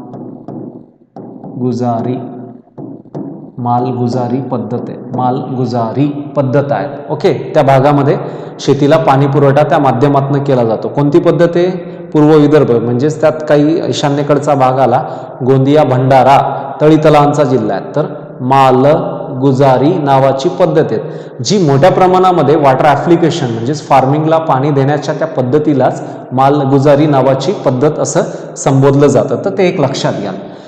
असाच प्रश्न एकदा MPSCनं म्हणजे ग्रुप बी ग्रुप सी मध्ये विचारला गेलेला. तो प्रश्न असा होता की धुळे, नाशिक आणि ह्या भागातील डोंगराळ भागातनं जे पाणी वगळीतनं आणलं जातं आणि ती काही गावं वाटून घेतात शेतीला देण्यासाठी, ती जी पद्धत आहे त्या पद्धतीला फड सिंचन पद्धत म्हणतात. फड सिंचन पद्धत. धुळे नाशिक जिल्ह्यातील डोंगराळ भागामध्ये फड सिंचन पद्धत धुळे नाशिक जिल्ह्यातील भागात शेतीला पाणी पुरवठा करण्यासाठी मालगुजारी नावाची पद्धत विदर्भ ईशान्य वगैरे भागामध्ये. तर हे आपण क्लिअर लक्षात असू द्यायचं. सो या पद्धतीने देखील आपल्याला आपल्या महाराष्ट्र राज्याच्या बाबतीत असं आहे. तुम्ही जर प्रिव्हियस इयर क्वेश्चन पेपर जर बघितला, तुम्ही इथंच 30-40% जिंकून जातात.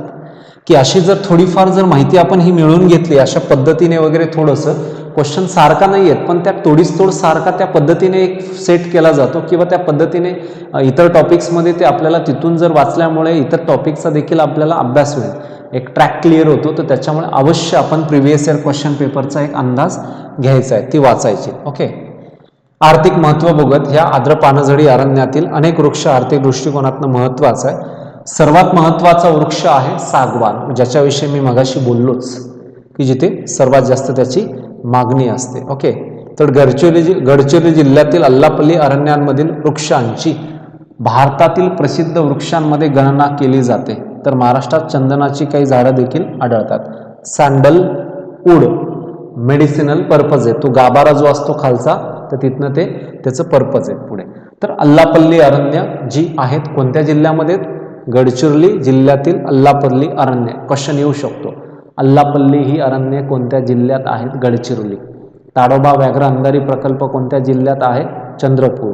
बोर लेटेस्ट मधला आहे, बोर व्याघ्र प्रकल्प खालीलपैकी कोणत्या जिल्ह्यात आहेत?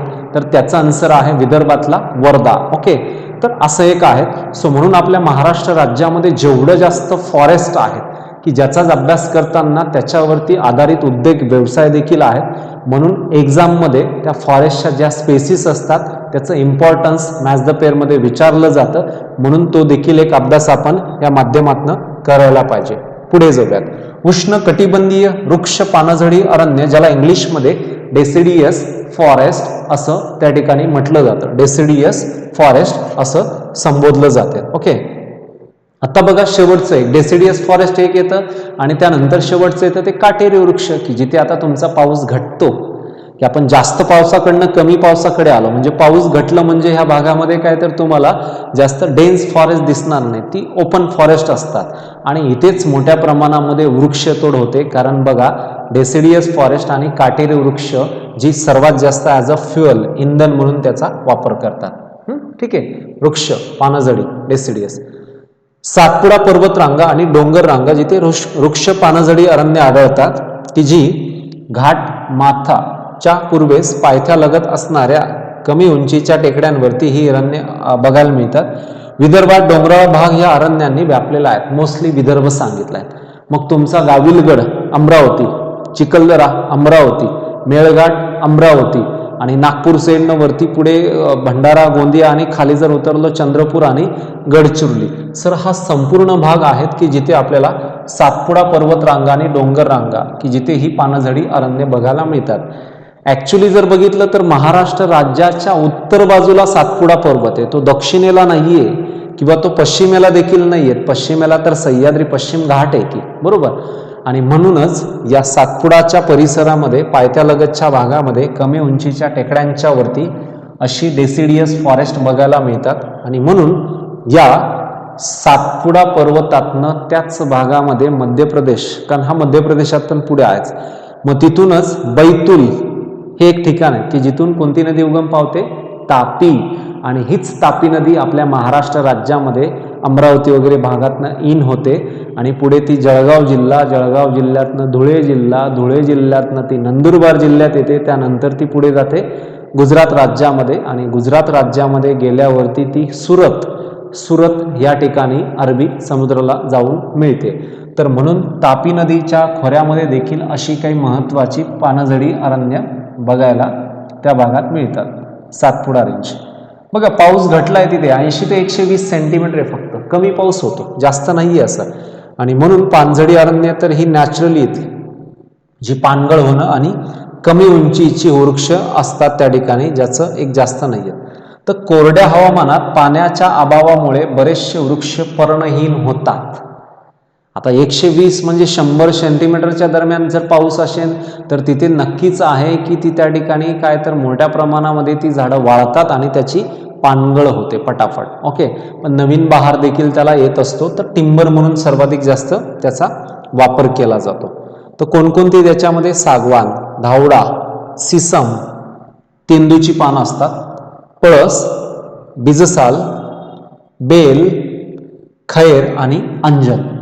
आता सागवानाचं तर ॲज अ टिंबर आहे, तो लाकडांचा राजा आहे, किंग ऑफ द टिंबर. धावडा स्पेसिस, सिसम मेडिसिनल पर्पज आहेत किंवा सिसमचं लाकूड वापरतात. तेंदूची पानं वापरली जातात. पळस देखील एक पानं आहेत. बिजसाल मेडिसिनल पर्पज. बेल हे धार्मिक महत्व आहे, जे आपण महादेवाला वाहतो. खैरपासनं बघा काथ तयार केली जाते. ओके, की दोरखंडच्या टाईपमध्ये ॲज अ टिंबर म्हणून देखील त्याचा वापर होतो.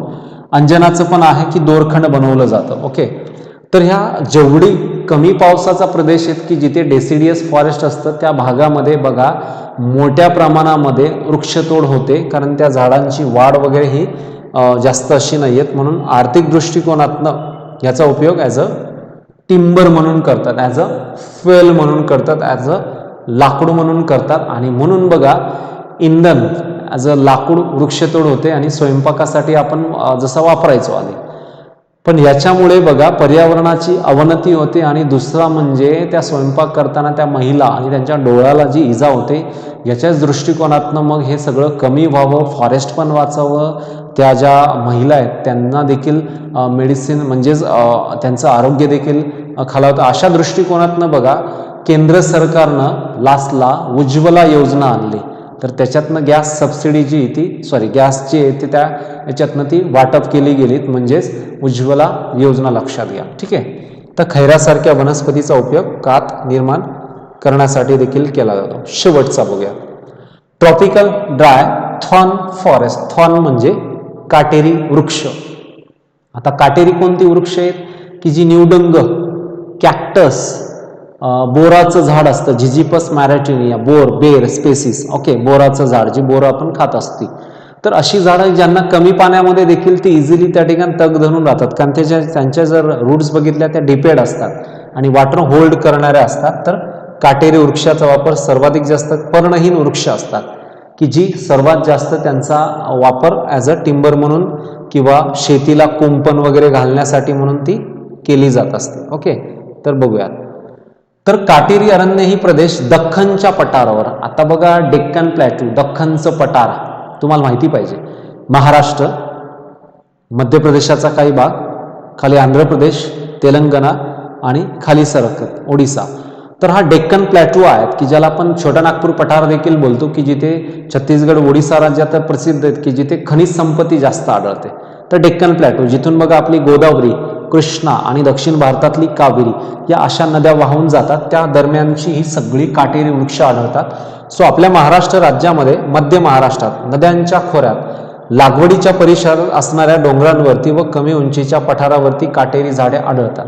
तर पठारी प्रदेश जर बघितला तर थोडंफार वृक्ष असतं, पण ओसाड आणि प्लेन भूमी असते. ओके, की जिथे आपल्याला आपल्या महाराष्ट्र राज्य, विदर्भातल्या काही नद्या असतील, गोदावरीचं खोरं असेल, मराठवाडा, विदर्भ अशा भागामध्ये ही काटेरी वरणे आढळतात. आणि काही इतर ठिकाण बघितली तर इथे पश्चिम महाराष्ट्र, पुणे, सातारा, सांगली व अहमदनगरच्या पूर्व भागात. तर हा सगळा बेल्ट जर बघितला आपण असा, तर हा अवर्षण प्रवण यादीत येतो. पुण्यातलं काही जिल्हे तालुके सोडलेत, पाऊस चांगला होतो. सातारा मान खटाव तर भरपूर असा एक दुष्काळ सदृश्य परिस्थिती असते. ॲक्च्युली या साताऱ्यामध्ये महाबळेश्वर बघितलं तर भरपूर पाऊस देऊन जातो, आणि तेच मान खटाव बघितलं तर कमी पाऊस होतो. सांगली, जत पठार येतं, कमी पाऊस होतो. अहमदनगर देखील एक पठारी प्रदेश आहे, कमी पाऊस होतो. सोलापूर तर अगदी आहेच महाराष्ट्रातला कोरडवाहू जिल्हा. आणि मराठवाड्यातले काही जिल्हे आहेत, बीड, भूम, उस्मानाबाद मधलाच भूम, परांडा तालुका असतील आणि विदर्भातला काही भाग असतील की जिथे काटेरी अरण्य आढळतात आणि ज्याचा सर्वाधिक आपण जर पावसाचं प्रमाण जर बघितलं तिथे फक्त आणि फक्त पर्जन्य किती 80 सेंटीमीटर आहेत, ते जास्त असं नाही आहे. तर 80 सेंटीमीटरमध्ये म्हणजेच काय, तर तिथे त्या भागामध्ये अगदी कमी आहेत, म्हणजे 80 हे खूपच कमी आहेत. हा शेवटचा पार्ट आहे त्यातला, कशाचा, त्या अरण्यांच्या प्रकारामधला. पहिल्यामध्ये बघितलं होतं आपण 250 प्लस सेंटीमीटर किंवा 200 प्लस सेंटीमीटर, आणि आत्ता बघतोय फक्त 80 सेंटीमीटरपेक्षा कमी शब्द वापरला आहे बघा. असणाऱ्या प्रदेशात ही अरण्य आढळतात. तर या प्रदेशात अधूनमधून उत्तम प्रकारचं वृक्ष देखील आढळतात. उत्तम प्रकारचं म्हणजे जी ॲज अ साग असेल किंवा तुमचं काटेरीमध्ये बोराचं झाड असेल, बाभळीचं झाड असेल की जी मेडिसिनल पर्पज म्हणून किंवा जी ॲज अ टिंबर म्हणून त्याचा वापर त्या भागामध्ये केला जात असतो. तर ज्या ज्या भागात पाण्याची उपलब्धता आहे तिथे हिरव्यागार वनस्पती, पण जिथे कोरडं हवामान जुळवून घेणाऱ्या काटेरी वनस्पतीचं देखील प्रमाण जास्त असतं. म्हणून आपल्या महाराष्ट्र राज्यामध्ये की जिथे डेन्स फॉरेस्ट आहेत असे 3 प्रकार आहेत बघा. एक शासनानं बनवलंय रिझर्व्ह फॉरेस्ट, ज्याला आपण मराठीत राखीव वने बोलतो. 2 प्रोटेक्टेड फॉरेस्ट, ज्याला आपण मराठीमध्ये संरक्षित वने बोलतो. 3 अनप्रोटेक्टेड फॉरेस्ट म्हणजेच अवर्गीकृत वने. तर राखीव वनांमध्ये वृक्षतोड म्हणजेच त्या ठिकाणी कुऱ्हाडबंदी असते, म्हणजे झाडे तोडण्यास मनाई असते आणि जनावरांना चरण्यास देखील मनाई असते. संरक्षित वनांमध्ये देखील हे सगळं असतं, पण सोप्या पद्धतीने वृक्षतोड केली जाते आणि त्याच्यावरती शासन आणि ते अधिकारी वेळीच लक्ष देऊन ते देखील कंट्रोलमध्ये आणतात. आणि अवर्गीकृतमध्ये तो एक ओपन फॉरेस्टचा प्रकार त्या ठिकाणी सांगितला जातोय. ठीक आहे. सो या पद्धतीने ही सगळी वने आहेत. तर काटेरी अरण्यांमध्ये बाभूळ, खेर, हिवर, बोरासारखं झाड, कडुलिंबाचं झाड, निंब झाड ही अनेक वृक्ष पाहावयास मिळतात की ज्याचा आर्थिक महत्त्व काटेरी अरण्यात आढळणाऱ्या वृक्षाचा उपयोग आर्थिकदृष्ट्या बऱ्याच बाबतीमध्ये केला जातो. विविध प्रकारची झाडे ही जळण्यासाठी तोडतात, ॲज अ फ्युएल, इंधन म्हणून देखील त्याचा वापर करतात. शेतीची अवजारं देखील बनवली जातात. काही ठिकाणी बघा बाभळीचं झाड असतं, त्याच्यापासून शेतीची अवजारं बनवली जातात. तर तुम्हाला एक जनरली एक प्रश्न येऊ शकतो की खालीलपैकी अशी कोणती वनस्पती आहे की जी सर्वात जलद वाढते, तर त्याचं नाव लक्षात घ्यायचं आपल्याला. सर्वात जलद वाढणारी वनस्पती जी आहे निलगिरी. कोणती आहे? नीलगिरी, युकॅलिप्टस स्पेसिस म्हणजे निलगिरी. कागदाचा लगदा, कागद देखील त्यापासून तयार केला जातो. तर निलगिरी आहे कागदाचा लगदा, निलगिरीपासून. ओके, ते एक आहे. तर ह्याद्वारे आपल्या महाराष्ट्र राज्यातील वनसंपत्तीचा अभ्यास आपण त्या ठिकाणी लक्षात असू द्यायचा आहे. आणि याचसोबत आपल्या महाराष्ट्र राज्यामध्ये काय, मॅनग्रोव्ह फॉरेस्ट आहेत, ज्याला आपण मराठीमध्ये खारफुटीची अरण्य बोलतो, जी सिंधुदुर्ग, रायगड, रत्नागिरीच्या भागात असतात. तर कांदळ वृक्ष त्यातलं जातं एक सफेद चिप्पी जी घोषित केली. ओके, तर म्हणून आपल्या भारतात सर्वाधिक जास्त मुख्य वने म्हणजेच सर्वात जास्त फॉरेस्ट असणारं भारतीय राज्य कोणतं आहे, तर ते उत्तर आहे मध्य प्रदेश. आणि सर्वात कमी फॉरेस्ट असणारं भारतातलं राज्य आहे हरियाणा. आणि असाच प्रश्न विचारला महाराष्ट्र राज्यात सर्वाधिक जास्त वने असणारा जिल्हा गडचिरोली, तर सर्वात कमी जे आहे बीड आणि लातूरमध्ये. Okay, clear. तुमचे काही प्रश्न असतील तर मला विचारा, आपण त्याच्यावरती अभ्यास करूयात. बघा, चॅट बॉक्स मला क्वेश्चन फॉरेस्टवरती विचारू शकतात, आपण डिस्कस करूयात.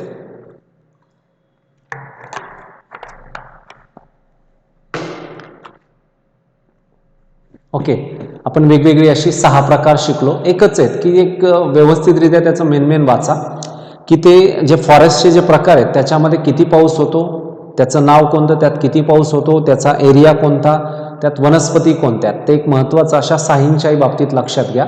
आणि याच फॉरेस्टला अटॅच करा त्या ठिकाणी नॅशनल पार्क्स, महाराष्ट्र राज्यातले 6 काही मोजके वन्यजीव आढळणं आपल्या महाराष्ट्र राज्यातले.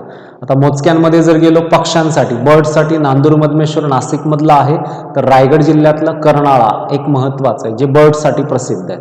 आणि म्हणून महाराष्ट्र राज्यामध्ये वनांच्या संदर्भातलं आपल्याकडचं मुख्य वन संरक्षकाचं कार्यालय कुठे आहेत, नागपूरमध्ये. आणि महाराष्ट्र वन विभागाचं घोषवाक्य काय, वृक्षवल्ली आम्हा सोयरे वनचरे. महाराष्ट्र राज्यामध्ये जिथे पडित जमिनीत शासनाच्या तिथे वृक्ष लागवड करून संवर्धन करण्यासाठी महाराष्ट्र शासनानं सोशल फॉरेस्ट्री सामाजिक वनीकरणाच्या माध्यमातून ते कामकाज हाती घेतलं आहे. तर सामाजिक वनीकरणाची स्थापना ही 1981-82 मध्ये करण्यात आली.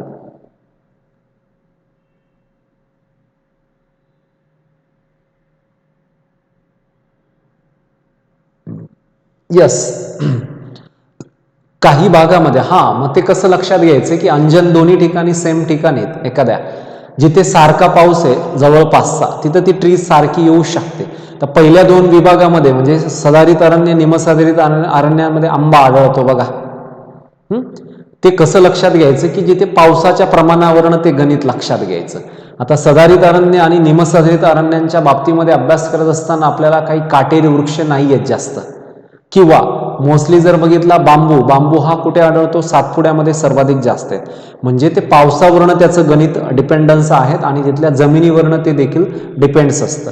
तर त्याच्यामुळे त्याचं आपण एखादं 2 इकडे तिकडे झालं तर ते चालत आहेत, पण त्याचंही रिझन कसं लक्षात घ्यायचं? मान्सूनवरनं, पावसावरनं ते गणित आपण लक्षात ठेवायचं. ओके, त्या पद्धतीने. तर एक छोटंसं लिगल पेपरवरती जर तुम्ही चार्ट्स बनवला चालू अभ्यास करताना तर हा विषय लक्षात राहून जातो. 1 किंवा 2 क्वेश्चन्स त्यावरनं असतात. ओके, म्हणजे आपल्याला बघा ही 5-7 चॅप्टर्स बघायची. तर त्याच्यामध्ये तुमचं फॉरेस्ट आहे, त्यानंतर नदी आहेत, खनिज संपत्ती आहेत, पॉप्युलेशन आहेत, महाराष्ट्र राज्य भारतातल्या महत्त्वाच्या पर्वतरांगा आणि त्यातली काही शिखर आहेत. ओके, जगाचं तर मेन आपल्याला बघायचं आहे आणि भारताचंही मेन आहे. तुम्हाला जास्त फोकस महाराष्ट्र राज्याच्या भूगोलावरतीच करायचा आहे. सो म्हणून ज्यावेळेस तुम्ही भूगोलाचा अभ्यास करताय त्यावेळेस ॲटलास पण घ्या आणि त्या पद्धतीने फक्त डोंगररांगा कोणत्या जिल्ह्यात आहेत, मॅग्नीज कोणत्या जिल्ह्यात सापडतो, बॉक्साईट जसा कोणत्या जिल्ह्यात आहे तर कोल्हापूरमध्ये सापडतो. तर अशी जी ठिकाणं आहेत महाराष्ट्रातली किंवा महाराष्ट्र राज्यातल्या नद्या कोणत्या जिल्ह्यातनं वाहत आहेत, त्यांच्या उपनद्या कुठे आहेत, महाराष्ट्र राज्यातली जी नदी वाहते त्याच्यावरचं ते धरण कुठे आहेत, किंवा महाराष्ट्र राज्यातली जी नदी वाहते त्यावरती कोणकोणती शहरं आहेत तीही आपण मॅपद्वारे शिकू शकतो. किंवा महाराष्ट्र राज्यातली दळणवळण वाहतूक व्यवस्था, राष्ट्रीय महामार्ग, राज्य महामार्ग, त्यांची नावं कोणत्या जिल्ह्यातनं चालू होतो, कुठे एंड होतो, किंवा सगळ्यात महत्त्वाचं की भारतातला सर्वात मोठा द्रुतगती महामार्ग म्हणजे एक्सप्रेसवे जो दिल्ली ते मुंबई परवा तेरवाच त्याचं उद्घाटन करण्यात आलंय बघा. तर अशी काही जी माहिती मेन 5-6 चॅप्टरची तर ती आपण व्यवस्थितरित्या करा, तुमचे मार्क्स जात नाही. भूगोलात तुम्ही 15 पैकी कसेही 9-10 मार्क्स मिळवतात. 11 पर्यंत पोहोचायचं आहे आपल्याला, म्हणजे तिथपर्यंत पोहोचा. ओके, 1-2 मार्काचा एक प्रॉब्लेमॅटिक जिथे आपल्याला ते येऊच शकत नाही असं घडतं बऱ्याच वेळा. जर तुमचा चांगला अभ्यास असेल तर तुम्ही त्या ठिकाणी 15 पैकी कसेही 12-13 मार्क्स त्यातनं मिळवतात आणि तोच प्रयत्न आपण लेक्चरच्या माध्यमातून करणार आहोत. काही नोट्स पण मी देईन तुम्हाला मोजक्या, ज्या सिलेबस ओरिएंटेड आहेत तेवढं तुम्ही फक्त रीड कराल, फायदाच होईल आपल्याला. ठीक आहे. सो आता तुमचं जे नेक्स्ट लेक्चर्स असणार आहेत पुढच्या वीकमध्ये, सोमवार, मंगळवार आणि बुधवार, मग ते कोणतं लेक्चर्स असेल त्या संदर्भातलं डिटेल शेड्यूल तुम्हाला कळवतीलच. ग्रुपवर असेल ते तुम्हाला कळवलं जाईल त्या संदर्भात. ठीक आहे. सो इतर चॅप्टर्सचा देखील तुम्ही अभ्यास करत राहा, म्हणजे लेक्चरला तर ते क्लिअर होईनच अजून. काही नोट्स देखील मी तुम्हाला देईन, तर त्या संदर्भातला अभ्यास आपण सर्वजण करत राहा. ठीक आहे. थांबायचं, काही क्वेश्चन असतील तर विचारू शकतात अजून. काही क्वेश्चन असतील तर विचारा, तुमचे काही प्रश्न असतील तर विचारू शकतात अजून. आजचं जे बघितलं आपण हे मॅपिंगवरनं थोडं थेरी समोर ठेवा, मॅप काढा आणि बघा, अजून तुम्हाला एकदम सोपं होऊन जाईल. कारण तुम्ही आज ऐकलेलं आहे सगळे घटक, सगळे मुद्दे, त्याच्यामुळे तुम्ही थोडंफार बी थेरी वाचाल, ॲटलास बाजूला ठेवाल, मॅपिंग कराल तर हे इझिली तुम्हाला ते आत्मसात होऊन जाईल.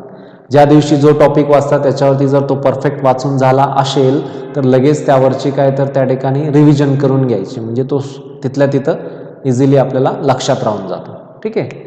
भेटूयात नेक्स्ट लेक्चरला. पुढचं शेड्यूल तुम्हाला सर कळवतीलच. ओके, थांबूयात. थँक्यू.